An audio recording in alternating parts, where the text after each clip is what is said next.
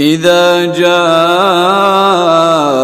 المنافقون قالوا نشهد إنك لرسول الله والله يعلم إنك لرسوله والله يشهد إن المنافقين لكاذبون.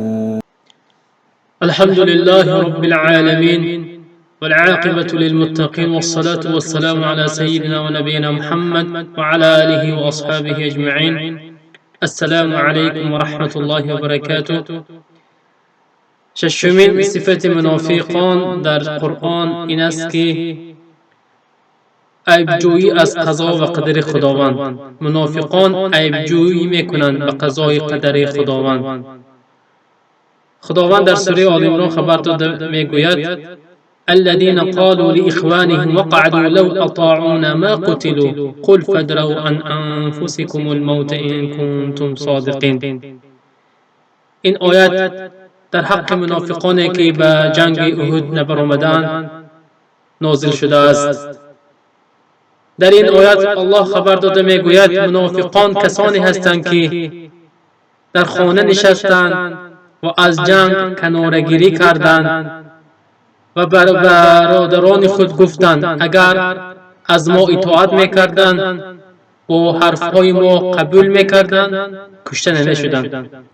پس بگو ای محمد به آنها مرگ را از خود دور دارید اگر راست میگویید. پس این آیت به آن دلالت میکند که به قضای قدر خداوند باید ایمان بیاریم. منافقان به قضا و قدر و مشیت الهی راضی نیستند و هر اتفاق در زندگی بیفتد میگویند اگر چنین میکردیم چنین میشد.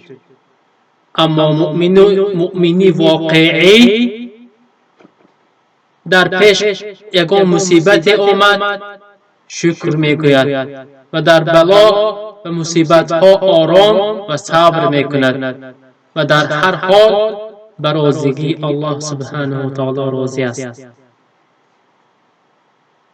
برای همین برادران و خواهران ما به قضای قدری که می آید ایمان داشته باشیم، صبر کنیم، نه مانند منافقان اگر چنین میکردیم چنین میشد نگوییم.